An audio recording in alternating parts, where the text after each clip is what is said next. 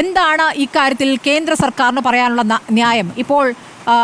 ഇപ്പോൾ ഇന്നലെ വന്നു സുരേഷ് ഗോപി സമരപ്പന്തലിലേക്ക്, ഇന്നും വന്നു മഴയത്ത് ചെരിപ്പിടാതെ സമരപ്പന്തലിലേക്ക്. ഈ മാതിരി നാടകങ്ങൾക്കപ്പുറം എന്താണ് ഇക്കാര്യത്തിൽ കേന്ദ്ര സർക്കാരിന്റെ ആത്മാർത്ഥത? പ്രിൻറ്റു മഹാദേവ്. അല്ല സ്മൃതി, ഇതിനെ അങ്ങ് തുടക്കത്തിൽ തന്നെ ഈ പാട്ടുപാടുക നാടകം എന്നൊക്കെ അങ്ങ് അധിക്ഷേപിക്കുന്നത് എന്ത് അടിസ്ഥാനത്തിലാണെന്ന് എനിക്ക് മനസ്സിലാവുന്നില്ല. എന്ത് നാടകമാണ് നടന്നത് ഇന്നലെ? നിങ്ങൾ അതിനെക്കുറിച്ച് എന്താ സംസാരിക്കാത്തത്? നിങ്ങൾ തുടക്കത്തിൽ തന്നെ കേന്ദ്ര സർക്കാരിലേക്ക് അതിനെ ചർച്ചയെ കൊണ്ടുപോയിക്കൊണ്ട് ഇന്നലെ രാത്രി പുലർച്ചെ നടന്ന സംഭവത്തെ അങ്ങ് ലഘൂകരിക്കുകയാണ്.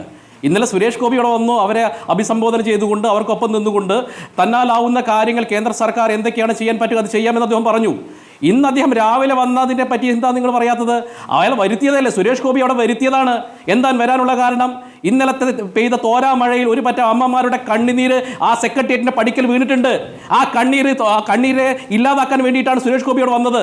ആ മഴ കൊണ്ടിരിക്കുന്ന അമ്മമാരുടെ വേദനയും അവരുടെ പ്രാരാബ്ദവും അവർ പറയുന്ന കാര്യങ്ങളും നമ്മൾ കേട്ടതാണല്ലോ. അപ്പൊ സുരേഷ് ഗോപിയുടെ രണ്ടാമത്തെ വരവിനെ എന്ത് നാടകം എന്നാണ് നിങ്ങൾ പറയുന്നത്?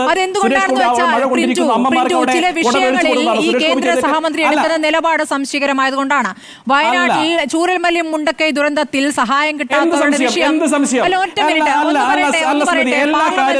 പാർലമെന്റിൽ കനിമൊഴി ഉന്നയിച്ചപ്പോൾ തമിഴ്നാട് പോലെ തന്നെ കേരളത്തിനും കിട്ടുന്നില്ലല്ലോ എന്ന് ചൂണ്ടിക്കാണിച്ചപ്പോൾ അദ്ദേഹം ഒരു ആംഗ്യം കാണിച്ചല്ലോ. അദ്ദേഹത്തിന്റെ സിനിമയിലെ നൃത്തത്തിലെ ഒരു രംഗം, അതേപോലുള്ള ആക്ഷൻസ് ഇന്നലെയും കണ്ടു. ഞാൻ ചോദിക്കുന്നത്, ഈ തരത്തിൽ ഞാനുണ്ട് കൂടെ എന്ന പ്രതികരണം കൊണ്ട് എന്താണ് കാര്യം? ആത്യന്തികമായി ഇവരെ തൊഴിലാളി എന്ന് അംഗീകരിക്കേണ്ടത് ആരാണ്? പ്രിന്റു, നിങ്ങളല്ലേ? കേന്ദ്ര സർക്കാരല്ലേ?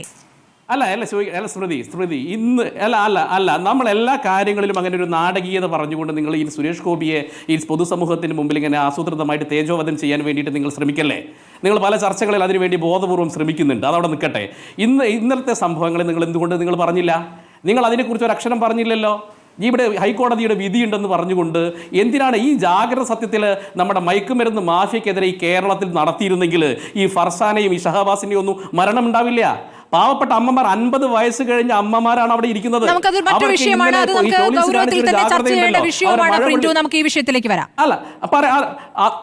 അതല്ല അങ്ങ് നാടകം എന്ന് പറഞ്ഞപ്പോൾ അതെന്തുകൊണ്ടാണ് സുരേഷ് ഗോപി അവിടെ രണ്ടാമത് വരേണ്ടതെന്ന് പറഞ്ഞല്ലോ. പിന്നെ രണ്ടാമത്തെ ഒരു കാര്യം, കേന്ദ്ര സർക്കാർ ഈ പദ്ധതി ആരംഭിച്ചത് മൻമോഹൻ സിംഗ് സർക്കാരിന്റെ കാലഘട്ടത്തിലാണ്.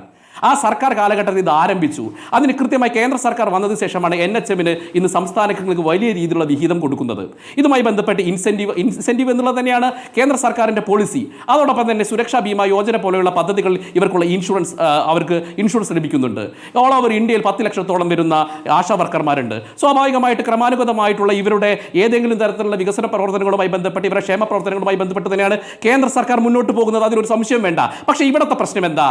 ഈ ആശാ വർക്കർമാർ 2016 നിയമസഭാ തെരഞ്ഞെടുപ്പിൽ ഞങ്ങൾ നിങ്ങൾക്ക് 700 രൂപ തരുമെന്ന് പറഞ്ഞതാരാണ്? അപ്പോൾ നോക്കി, കേന്ദ്രത്തിൽ അങ്ങനെ ഒരു നിയമമുണ്ട് അല്ലെ? കേന്ദ്രമാണത് നൽകിയതെങ്കിൽ ഈ പ്രകടന പത്രികകൾ അങ്ങനെ പറഞ്ഞുകൊണ്ട് ഇവരെ ഈ വ്യാജ പ്രലോഭനം കൊടുക്കേണ്ട കാര്യമുണ്ടോ? കേന്ദ്ര സർക്കാരാണ് അങ്ങനെ പറഞ്ഞാൽ മതി, ഞങ്ങളല്ല തരേണ്ടത്. ഇത് അടിസ്ഥാനപരമായിട്ട് അത് ആശാവർക്കർമാരുടെ കാര്യം മാത്രമല്ല, ഹരിത വർക്കർമാരായിക്കോട്ടെ, തൊഴിലുറപ്പിന്റെ കാര്യമായിക്കോട്ടെ, എല്ലാ കാര്യത്തിലും സർക്കാർ പ്രകടന പത്രികയിൽ പറഞ്ഞ കാര്യമാണ് 700 രൂപ. അങ്ങനെ പറഞ്ഞ കാര്യത്തിൽ നിന്ന് എങ്ങനെയാണ് സംസ്ഥാന സർക്കാരിന് പിന്തിരിയാൻ സാധിക്കുക? അത് മാത്രമല്ല, ഇപ്പോൾ ഇടതുപക്ഷത്തിന്റെ പ്രതിനിധി CPM പ്രതിനിധി പറയാണ് ഇവർ തുടക്കത്തിലെ പച്ചക്കള്ളം പറഞ്ഞുകൊണ്ടാണ് ഇവിടെ ഈ സമരം ആരംഭിച്ചത്. എന്ത് സമരം? ഈ കുടിശ്ശിക ഉണ്ടായിരുന്നില്ല 3 മാസമായിട്ടുള്ള കുടിശ്ശിക. ഈ കുടിശ്ശിക എങ്ങനെയാണ് കിട്ടിയത്? CIT അവിടെ പോയിക്കൊണ്ട് CIT നടത്തിയ സമരത്തിനകത്ത് കുടിശ്ശിക കൊടുക്കാൻ തീർപ്പാക്കാനുള്ള ഏതെങ്കിലും തരത്തിലുള്ള നയങ്ങളുമായിട്ട് മുന്നോട്ട് പോയിരുന്നോ? ഈ പാവപ്പെട്ട അമ്മമാർ 100, 500, 1000 ആയിക്കോട്ടെ, അവർ അവിടെ നടത്തിയിട്ടുള്ള സമരത്തിന്റെ ഫലമായിട്ടാണ് ഈ 21,000 വരുന്ന CITന്റെ തൊഴിലാളികൾക്കും ഈ പണം കുടിശ്ശിക കിട്ടിയത്. അപ്പൊ ഇങ്ങനെ അരുൺകുമാർ പറയുന്നു ഞങ്ങൾ CIT 21,000 പേരുണ്ട്. ഈ 21,000 പേർക്ക് ഇപ്പൊ കുടിശ്ശിക കിട്ടാൻ കാരണം അവിടെ 100, 50 വരുന്ന അമ്മമാർ ചെയ്ത സമരമാണ്. അത് നമ്മളെന്താ മനസ്സിലാക്കാത്തത്? രണ്ടാമത് ഇവർ പറയുന്ന ഒരു കുടിശ്ശിക ഓണറേറിയത്തിൽ മാത്രമല്ല, ഇൻസെന്റീവിനകത്ത് 1 രൂപ അല്ല സ്മൃതി മാഡം, ഇൻസെന്റീവിനകത്ത് കേന്ദ്ര സർക്കാർ നൽകുന്ന NHM പദ്ധതി വിഹിതത്തിൽ കേരളത്തിന് കിട്ടേണ്ട 1 രൂപയുടെ ഉണ്ടെന്ന് അരുൺകുമാർ ഇവിടെ പറയൂ, കാണിക്കൂ, തെളിവ് കാണിക്കൂ അരുൺകുമാറെ. 1 രൂപ കേന്ദ്ര സർക്കാർ NHM വിഹിതത്തിൽ ഇൻസെന്റീവ് വിഹിതത്തിൽ തെളിവ് കാണിക്കൂ.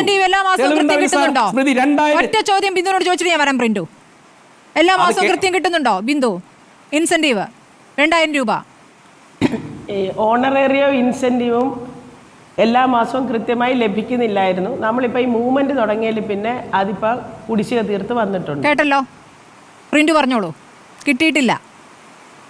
അല്ല അത് വേണം, അതല്ല പറഞ്ഞത്. ഞാൻ പറയാം 2000, അതാണ് ഞാൻ പറഞ്ഞത്. ഈ സമരം ആരംഭിക്കുന്നതിന് തൊട്ട് മുമ്പ് ഞാൻ പറഞ്ഞ സമരം ആരംഭിച്ച ശേഷമല്ലേ ഫെബ്രുവരി 14 അവസാന ഗഡുവായിട്ട് കേരള സർക്കാർ നൽകേണ്ട 103.5 കോടി രൂപ മേഡം നൽകിയിട്ടുണ്ട്.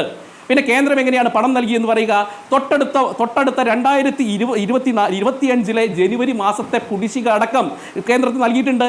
ഈ പണം പലപ്പോഴും സംഭവിക്കുന്നത് കേന്ദ്രം നൽകുന്ന NHM വിഹിതം വകമാറ്റുകയാണ്.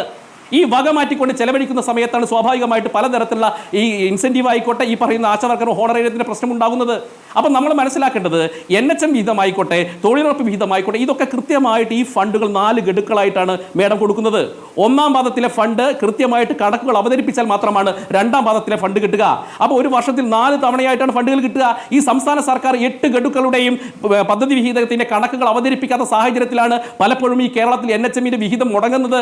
ഇത് കേന്ദ്ര സർക്കാർ NHM പദ്ധതി വിഹിതത്തിൽ മാത്രമല്ല, തൊഴിലുറപ്പായിക്കോട്ടെ, ലൈഫ് ആയിക്കോട്ടെ, ഇനി നമ്മുടെ അംഗനവാടി തൊഴിലാളികളുടെ കാര്യമായിക്കോട്ടെ, ഒക്കെ അങ്ങനെ തന്നെയാണ്. ഇവിടെ നമ്മൾ മനസ്സിലാക്കേണ്ട പ്രധാനപ്പെട്ട ഒരു കാര്യം, സത്യത്തിൽ സർക്കാർ ഇവിടെ ചെയ്യുന്നത് ഈ തൊഴിലാളികളോട് ചെയ്യുന്ന വലിയ ക്രൂരതയാണ്. അത് ഈ പറഞ്ഞ ആശാവർക്കർമാരോട് മാത്രമല്ല. നമ്മൾ മനസ്സിലാക്കണം, ഈ കേരളത്തിൽ ഈ 2500 പേർക്കാണ് ഈ തൊഴിലില്ലായ്മ വേതനം കിട്ടുന്നത് മേഡം. അവർക്ക് കിട്ടേണ്ട പണം എന്ന് പറഞ്ഞാൽ 120 രൂപയാണ്. 120 രൂപ. 2500 പേരാണ് അതിന് അവകാശവാദം ഉന്നയിച്ചിട്ടുള്ളൂ. അവർക്ക് പോലും ഇന്ന് 4 മാസമായിട്ട് കുടിശ്ശികയാണ്. കുടിശ്ശിക മുഖമുദ്രയാക്കിയിട്ടുള്ള ഒരു സർക്കാരാണ് ഭരിക്കുന്നത്. അപ്പോൾ ആശാവർക്കർമാർ തെരുവിലിറങ്ങും. അപ്പോൾ അവർ തെരുവിലിറങ്ങുന്ന സമയത്ത് അവർ എന്താ പറയുക, ആരെങ്കിലും ഇളക്കി വിട്ടവരാണെന്നോ അവർ പാട്ടപ്പിരിവുകാരാണെന്നൊക്കെ പറഞ്ഞ് അധിക്ഷേപിക്കുന്നത് തന്നെ തെറ്റല്ലേ? അപ്പോൾ കേന്ദ്രം നൽകുന്ന കാര്യങ്ങൾ വളരെ കൃത്യമായിട്ട് ഞങ്ങൾ ചെയ്യുന്നുണ്ട്. പിന്നെ ആശാവർക്കർമാർ കേന്ദ്രവുമായി ബന്ധപ്പെട്ട് ഏതെങ്കിലും രീതിയിലുള്ള ക്ഷേമ പ്രവർത്തനങ്ങളുമായി ബന്ധപ്പെട്ട കാര്യങ്ങൾ കൃത്യമായിട്ട് ഇന്നലെ കേന്ദ്രമന്ത്രി ഇവർക്ക് ഉറപ്പ് കൊടുത്തിട്ടുണ്ട്. അവർക്ക് ഉറപ്പ് കൊടുത്തിട്ടുള്ള അദ്ദേഹം പറഞ്ഞിട്ടുണ്ട്, ആദരണീയനായിട്ടുള്ള പ്രധാനമന്ത്രിയുമായിട്ട് സംസാരിക്കും, JP നദ്ദയുമായി സംസാരിക്കും, അമിത്ഷായുമായി സംസാരിക്കും. അദ്ദേഹം കൃത്യമായിട്ട് പറഞ്ഞിട്ടുണ്ട്. അതൊരു ഉറപ്പാണല്ലോ. ആ ഉറപ്പിന്റെ പുറത്ത് തന്നെയാണ് ഇന്നലെ അദ്ദേഹത്തോട് ആടാനും പാടാനും അവർ തയ്യാറായിട്ടുള്ളത്.